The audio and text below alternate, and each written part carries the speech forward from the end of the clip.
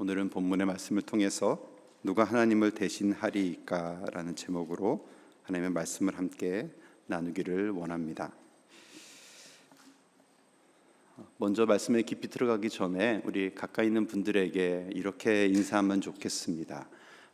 사랑합니다. 이렇게 인사해 보겠습니다. 네, 사랑합니다. 예. 수요 예배가 3일이잖아요. 예, 3일 동안 하나님 우리에게 주신 곳에 있다가 또 3일 만에 이렇게 다시 만나는 저와 여러분입니다. 3일 동안 어떠셨습니까?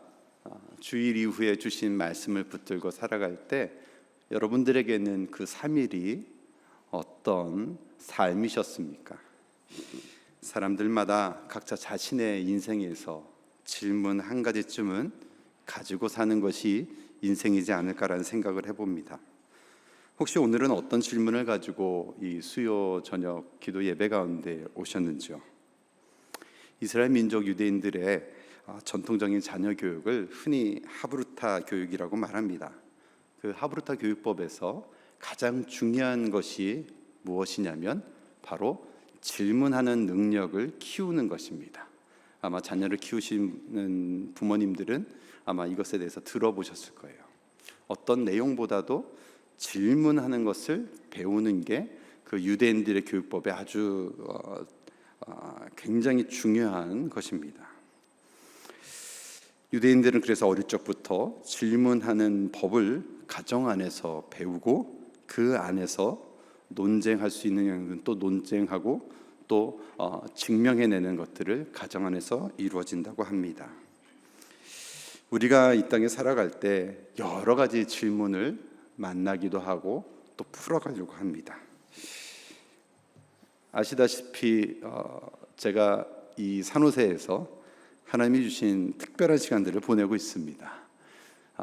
먼저 제가 사역을 시작하는 바람에 산호세에 와서 저 혼자 아주 좋은 시간을 보내고 있고요. 예, 웃으시는 분들은 상황을 아시는 분들이죠. 예, 제 다른 아내와 가족은 식구들은 아직은 이사 못 와서 시카고에 있습니다.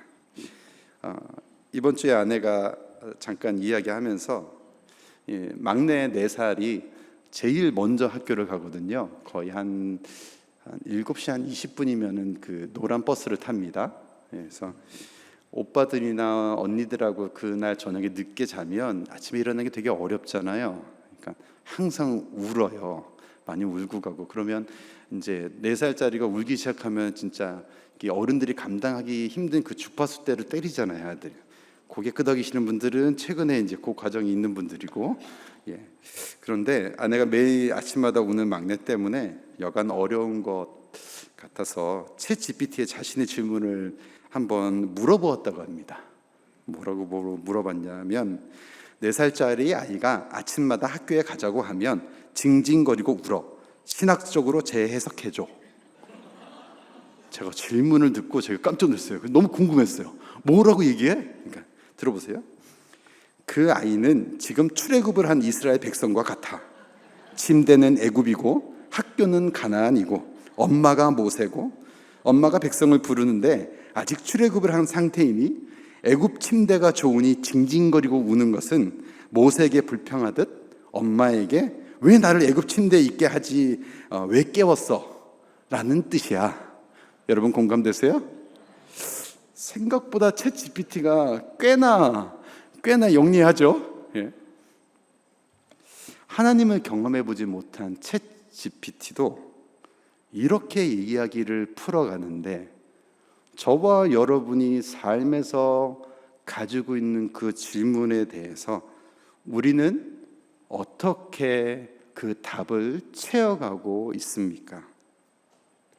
오늘 이 밤의 인생 질문 속에서 만약에 기도의 제목을 가지고 나오셨다면 챗 GPT가 해결해 줄 수 없는 그 공란에 하나님의 말씀으로 채워지는 은혜가 있기를 간절히 축원합니다. 저는 오늘 본문 속에서 자신의 인생에서 깊은 질문을 가지고 살아갈 수밖에 없었던 요셉이라는 한 인물을 통해서 내가 하나님을 대신하리까 그가 고백했던 그 고백들 속에서 누가 하나님을 대신하리까라는 제목을 달아 요셉의 자신의 인생 질문 속에서 보여준 세 가지 믿음에 대해서 함께 나눠보고자 합니다. 그 첫 번째로요, 하나님 앞에서 요셉의 그 믿음은요, 철저하게 바운더리를 지켜가는 믿음이었다는 것입니다. 요셉의 믿음은 그에게 주신 분명한 선, 바운더리를 지켜가며 쌓아갔던 믿음이었습니다. 성경적인 바른 믿음은 주권자 하나님이 허락해 주신 질서 속에서 그 선을 넘지 않는 것입니다. 조금 설명이 필요할 수 있는 것 같습니다. 사실 이 창세기에서 이 요셉이라는 인물은요, 단순한 그냥 성경 속의 인물로만 보아서는 안 됩니다. 우리 개역 신학 안에서는요, 이 모셉의 한 모습이 그리스도의 완전한 모형은 안 되지만 하나님의 섭리 속에서 예수 그리스도를 예표하는 대표적인 인물로 그려집니다. 핵심은 그가 감정적으로 예수님과 유사하다는 것이 아니라 하나님의 주권적 섭리 안에서 그의 인생이 구조적으로 유사성을 가지고 있다는 겁니다. 오늘 본문에서 요셉은 형들이 용서를 구하는 것에 자신의 지난 인생이 주마등처럼 스쳐갈 것이었습니다. 17절을 한번 보실까요? 17절입니다. 우리 같이 한번 읽어보면 좋겠습니다. 시작. 너희는 이같이 요셉에게 이르라.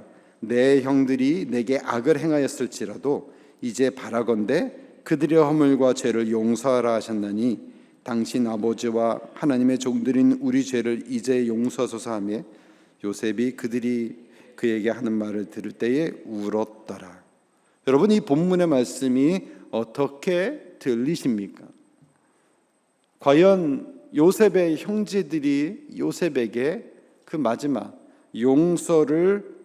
용서하소서 하매 정말 진심 어린 용서처럼 들리십니까? 그냥 스쳐져 보면요, 용서했기 때문에 요셉이 울면서 정말 그것을 받아들였다라고 한다면 저는 동의할 수 없을 것 같아요. 왜냐? 그의 형들은요, 요셉에게 했던 그 모습 그대로 하나도 변함이 없는 상태에서 또 한 번 요셉을 속이고 있는 것입니다. 제가 볼게요. 다시 한번 볼게요. 17절. 너희는 이같이 요셉에게 이르라. 내 형들이 내게 악을 행하였을지라도 이제 바라건대. 이게 진짜로 아버지 야곱이 한 말입니까? 지어낸 말이잖아요. 지어낸 말로써 요셉에게 뭔가 꼬투리 잡히지 않으려고 용서하소서라는 말까지 창작을 해서, 이게 무슨 말입니까? 유언마저도 거짓으로 만들어서 요셉에게 이야기하고 있는 것입니다. 요셉이 왜 울었을까요? 요셉이 왜 울어야 됐을까요? 성경은 어디에도 우리에게 해석해 주지 않습니다.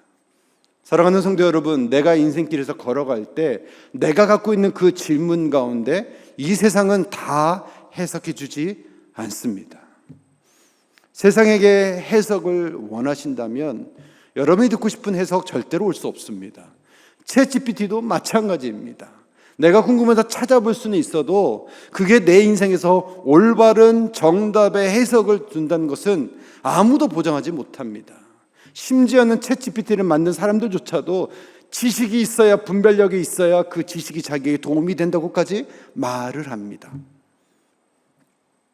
사랑하는 성도 여러분, 요셉은 아마도 그의 인생이 주마등처럼 많이 스쳐갔을 것 같습니다. 요셉의 인생의 결정적인 장면에서 요셉은 21절에서 이렇게 이야기합니다. 한번 같이 읽어볼까요? 21절입니다. 시작. 당신들은 두려워하지 마소서. 내가 당신들과 당신들의 자녀를 기르리이다 하고 그들을 간곡한 말로 위로하였더라. 와우, 어떻게 이런 상황 가운데 요셉은 이런 말을 할 수 있었을까요? 요셉의 인생의 결정적인 장면이라고 할 수 있는 오늘 이 본문의 장면 속에서 영화로 따지자면 앞에 수많은 갈등과 요셉 한 사람의 인생이 여러 가지 우여곡절 끝에 여기까지 왔고 그 형제들이 정말 그 단초가 됐던 그 형제들이 요셉에게 거짓으로라도 용서를 구하는 그 장면이 영화로 따지자면 아마 클라이막스였을 것입니다. 그 상황 속에서 요셉은 힘이 있었습니다. 기회는 이때야. 내가 이 날을 위해서 기다렸지. 내가 그게 거짓인지 모를 것 같아? 내가 당신들 때문에 내 인생이 여기까지 오기까지 내가 어떤 정말 저 밑바닥에 어떤 인생을 겪었는지 니들은 몰라 라고 말할 수 있는 게 우리가 보는 흔히 영화의 한 장면입니다. 요셉은 애국 당시 최고의 나라에서 총리였습니다. 창세기 41장 46절에 보면 요셉이 그 총리가 30세 되었다고 이야기합니다. 그러니 요셉은 그 30세가 될 때까지 죽음에 이르는 그 경험들을 통해서 거기까지 올라갔던 것입니다. 사랑하는 성도 여러분, 요셉의 믿음은 자기가 할 수 있는 힘이 있음에도 불구하고 그 힘을 다 쓰지 않고 그 바운더리를 지켜가는 모습을 가지고 있었습니다. 보디발의 아내가 유혹할 때에도 선을 넘지 않았습니다. 정확히 얘기하면 그는 그 선 앞에서 도망가는 것을 선택했습니다.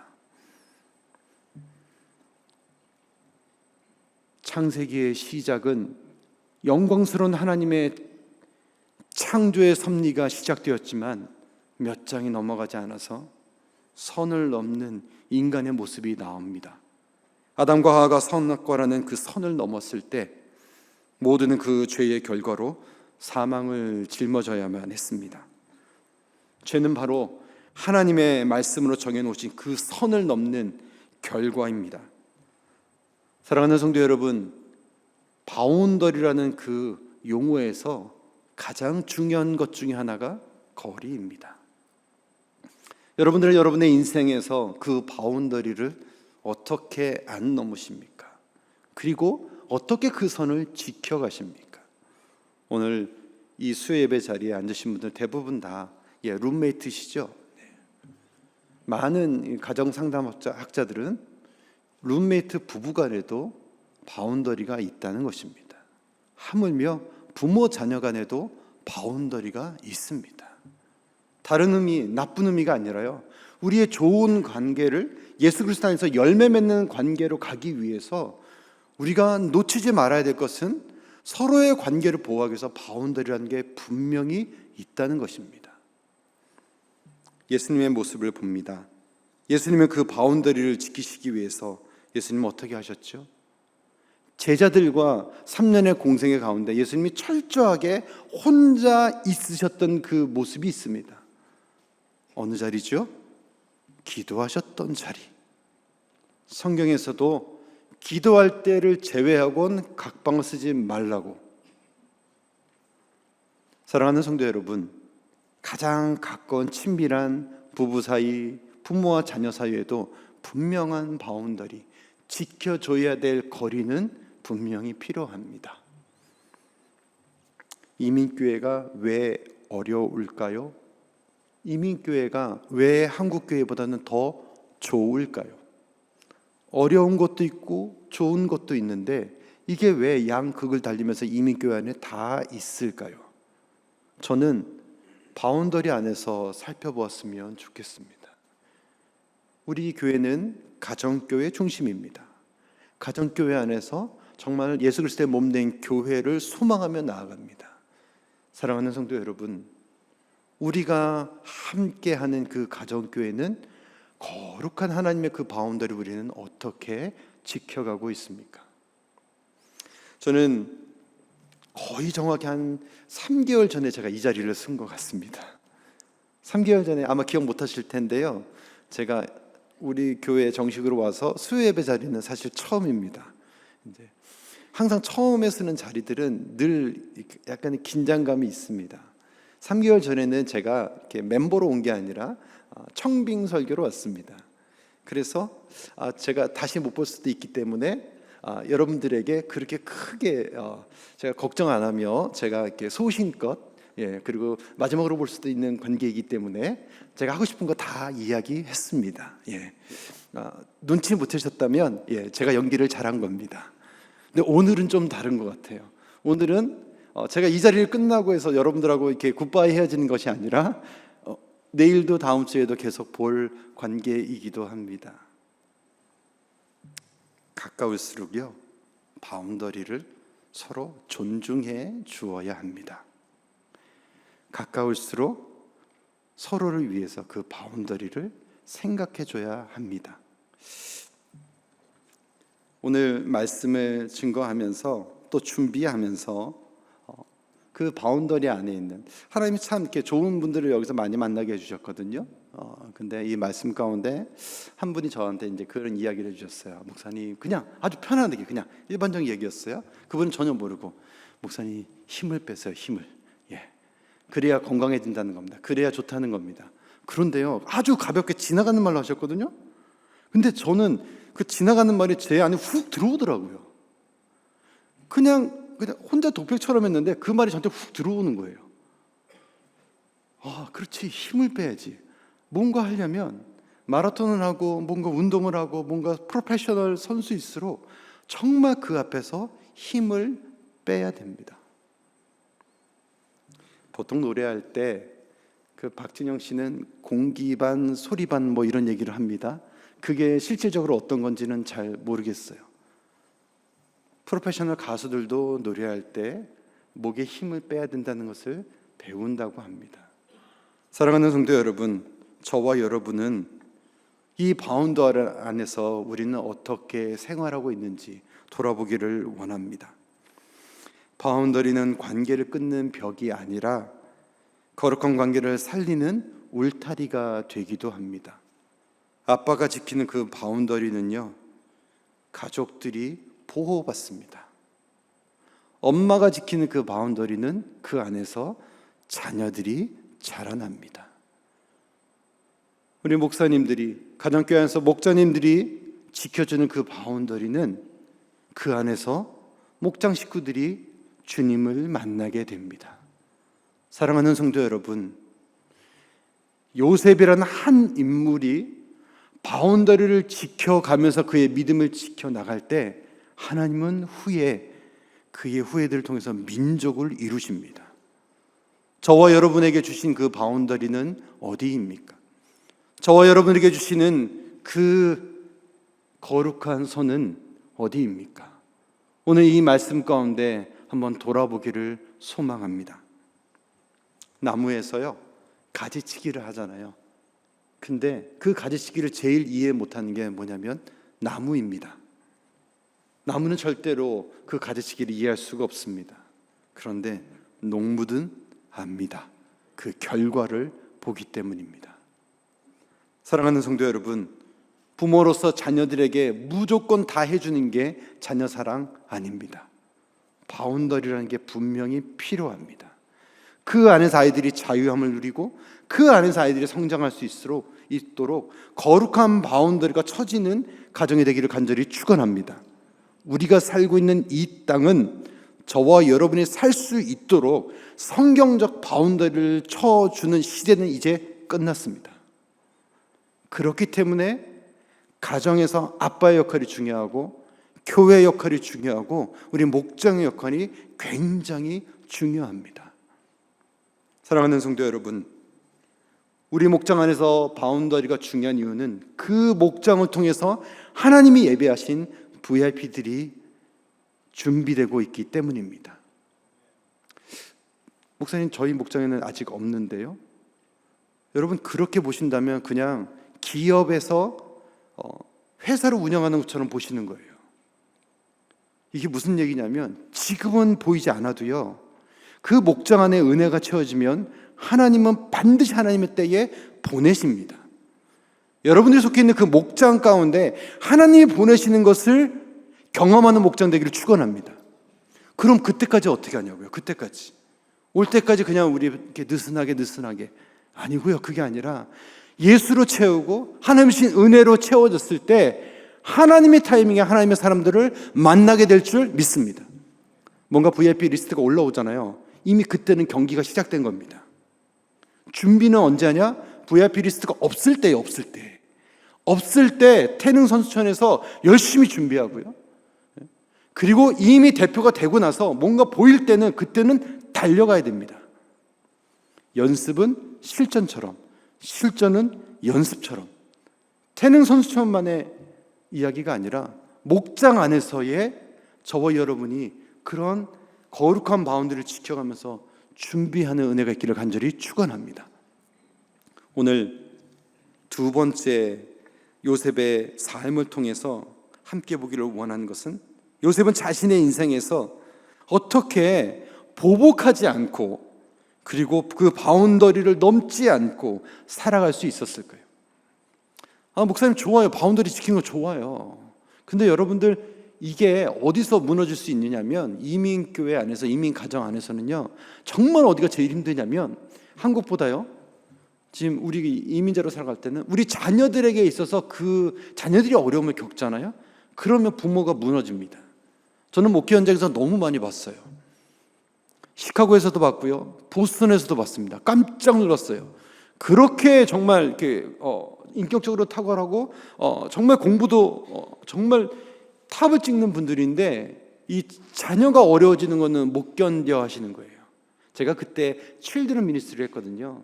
유아유치부터 이제 중학교 올라가기 전까지 아이들을 그 한 교회에서 이렇게 담당을 했는데, 저희 아이들도 같이 있었습니다.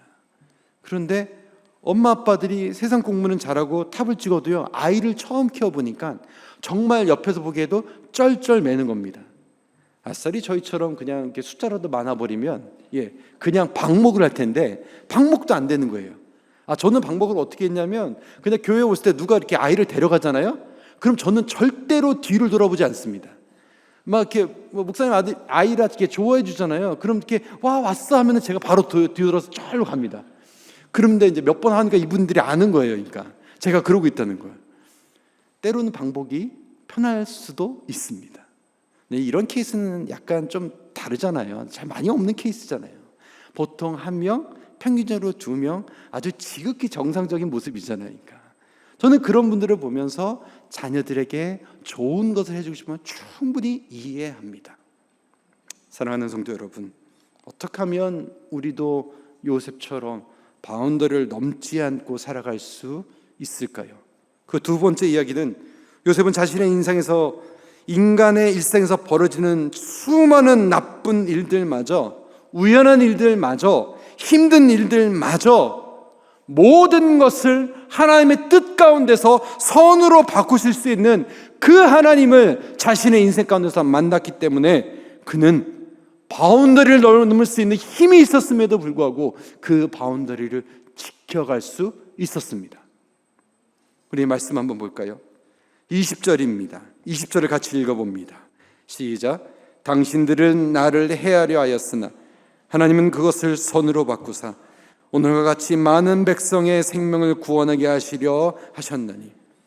요셉이 고백합니다. 당신은 나를 해하려 하였다고. 여러분, 예수 믿는다고 해서 그냥 멍청한 거 아닙니다. 바보 되라는 거 아닙니다. 정말 요셉은요, 분명히 분별했어요.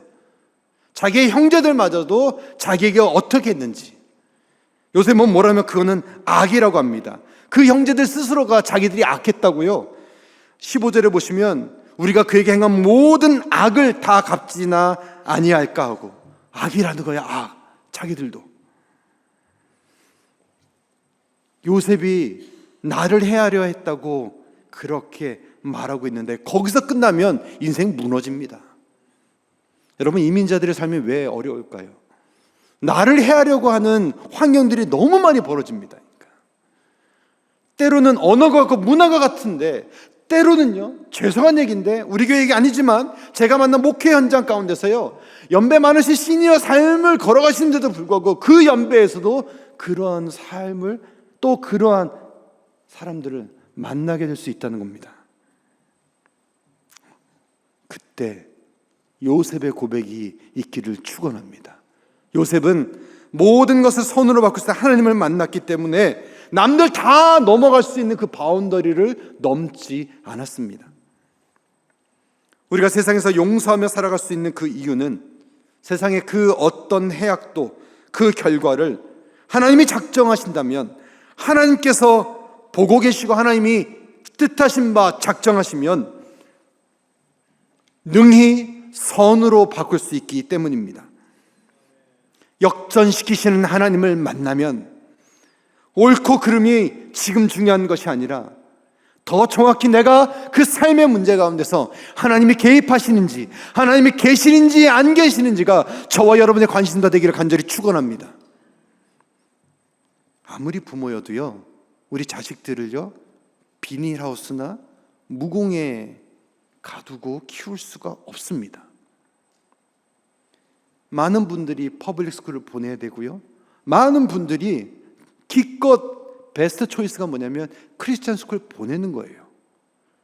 여러분 아시다시피, 저는 잘 이 지역에 모르지만 여러분들 아실 거예요. 그 어떤 것도 우리한테서 정말 우리가 원하는, 간절히 찾는 그 베스트 오브 베스트가 안 된다는 걸 아실 겁니다. 근데 진짜 베스트 오브 베스트는 뭔지 아세요? 그 말도 안 되는 환경 속에서요, 우리 자녀들이요, 내가 그렇게 바라는 하나님을 만났다라는 고백을 하는 것입니다. 부모로서 그 믿음이 있기를 간절히 축원합니다. 한 달 조금 더 됐는데요. 이제 목사님께서 허락해 주셔서 이제 부임 설교를 했습니다. 그때 몇몇 분들이 기억하실 겁니다. 이렇게 가정에 저희 안에 이제 큰 아이 12학년에 네가 할래? 내가 할까? 이 질문을 이렇게 말씀 가운데 하면서요, 제가 한 달 반 정도 지났잖아요. 그러니까 그게 저한테 계속 남아 있는 거니까. 말씀은 전했는데 제 삶에서 제가 그걸 못 살아가고 있다면 제가 제일 불쌍한 사람 아닐까요? 그 말씀이 선포돼서 많은 분들이 그게 들렸어요, 그게 제일 좋았어요, 네가 할까 내가 할까. 제가 코미디한 것도 아닌데 막 웃으면서 들었는데요, 그게 제가 그걸 못 살아내고 있다면 궁금하시죠? 아이의 인생에서 하나님이 만나 주십니다. 하버드와 MIT를 가는 것이냐 아니면 그게 중요한 것이 아니라 우리 자녀들의 인생길 가운데서 내가 믿고 있는 그 아버지, 그 하나님을 만나고 있느냐 못 만나고 있느냐, 가장 중요한 저와 여러분이 써야 될 해답인 줄 믿습니다. 한 달 반 동안 제가 정말 이렇게 붙잡았어요. 참 우연의 일치는 아닌 것 같고요, 말씀을 전하는 그 며칠 전부터 시작해서 시카고에서 오는 소식들이 너무나 힘든 이야기들이 많이 오는 겁니다. 제가 말씀에 집중하지 못할 만큼의 참 힘든 그래서 제가 처음으로, 제 인생에서 처음으로 예수님 생각해 봤어요. 어떤 예수님? 십자가 위에 예수님. 정말 예수님이 다 보고 아무것도 못하시고 그냥 보고 계신 아버지 뜻대로. 제가 이렇게 아빠인데, 그래도 남편인데, 제가 아무것도 하지 못하고 그냥 얘기 듣고 그냥 전화 이렇게 하면서 그냥 기도할 수밖에 없는 거.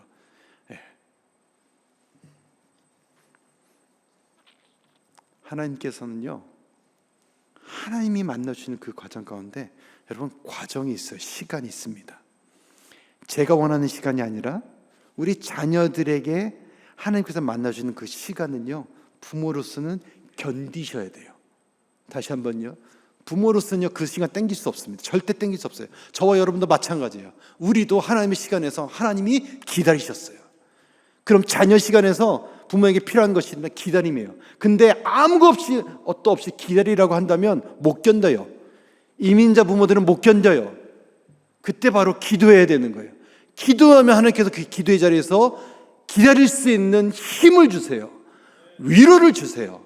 왜? 우리 자녀들이 하나도 변화 없어도요, 그 자녀를 붙드시는 하나님의 손길이 보이면 그 기다림이 답답함이 아니라 그 기다림이 소망으로 바뀌는 줄 믿습니다. 저와 여러분 인생에서 아무 변화가 없어도요, 하나님이 주시는, 역전시키시는 하나님이 내 인생 가운데 오시면 완전히 달라지는 겁니다. 아무리 좋은 것도요, 하나님이 안 계시면 이 세상의 좋은 것들은 악취가 나게 되어 있습니다. 사랑하는 성도 여러분, 교회 밖에서 추구하는 그 좋은 것들이 교회 안으로 들어올 땐 반드시 말씀이라는 그 바운더리를 거쳐서 들어올 수 있는 은혜가 있기를 간절히 축원합니다. 하나님이 우리에게 주신 놀라우신 은혜예요. 이제 시작되었습니다. 어제부터 정말 영적 성장의 길과 생명의 삶이라는 그 말씀의 깊이에 하나님께서 우리 교회 공동체에 모두를 시작하게 해주셨어요. 여러분 기대하셔도 됩니다.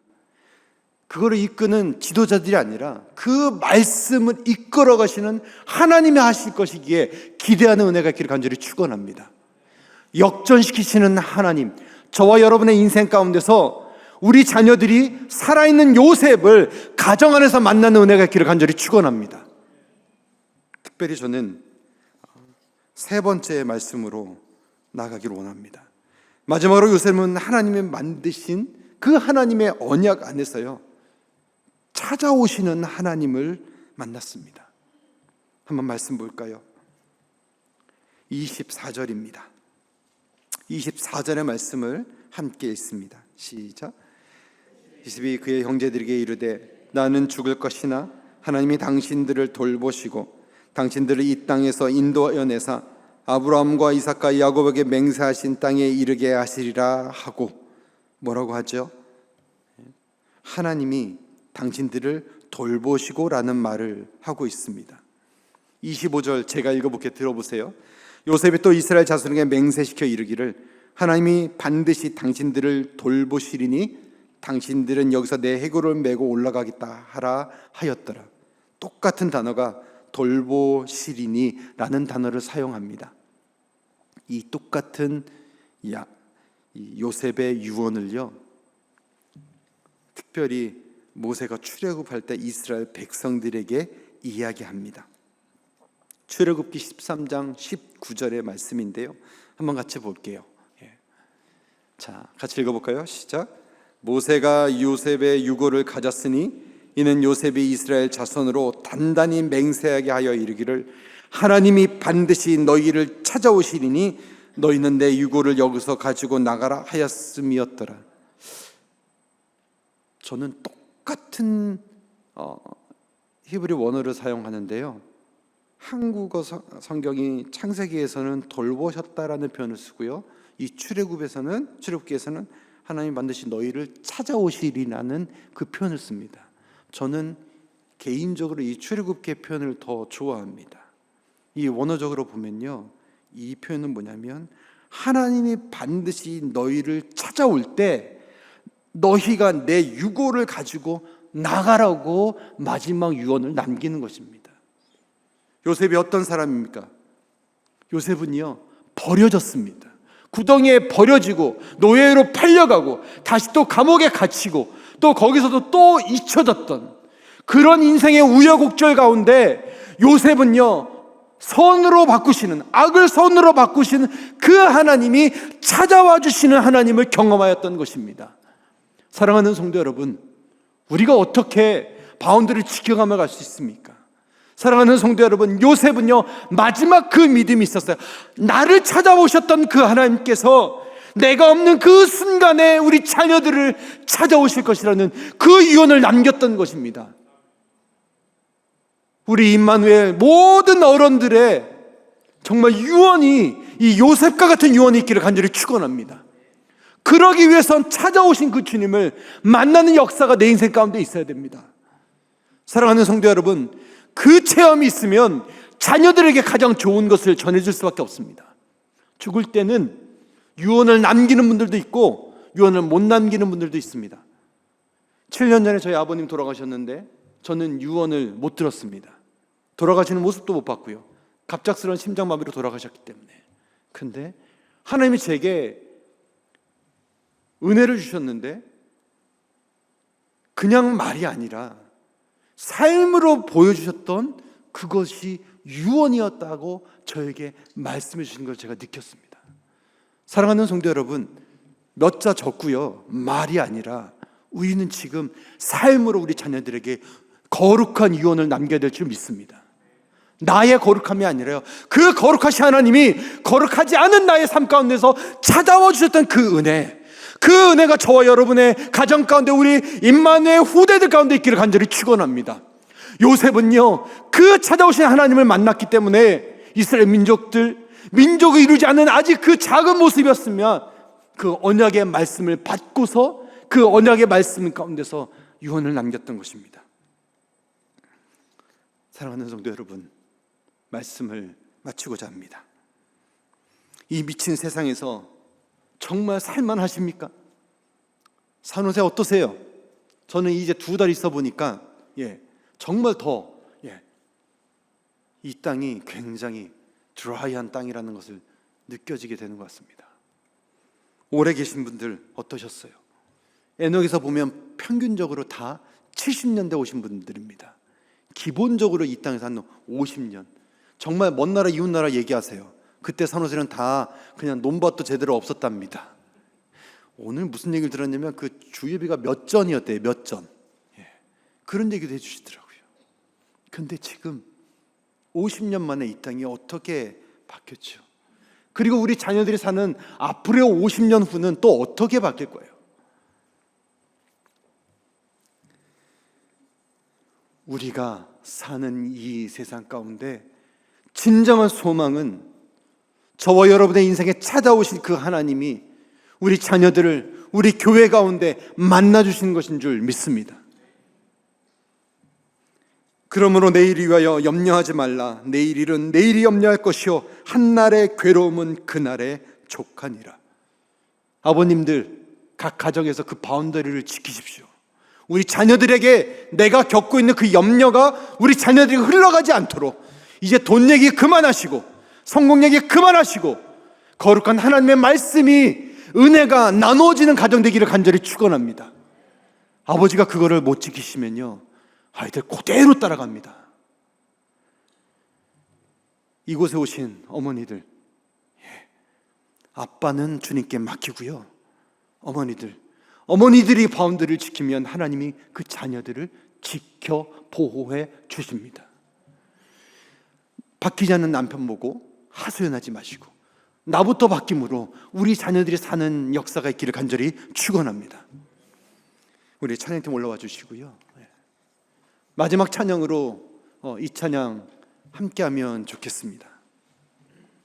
사랑하는 성도 여러분, 세상은 세상 일을 자랑하는데요, 주님이 이렇게 말씀하셨습니다. 내일 일을 자랑하지 말라. 너희가 잠깐 보이다가 없어지는 안개니라. 주의 뜻이면 우리가 살기도 하고 이것이나 저것을 하리라.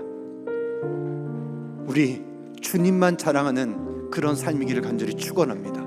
우리의 삶이 그 예수님만 높여지는 삶이 되기를 간절히 소망합니다.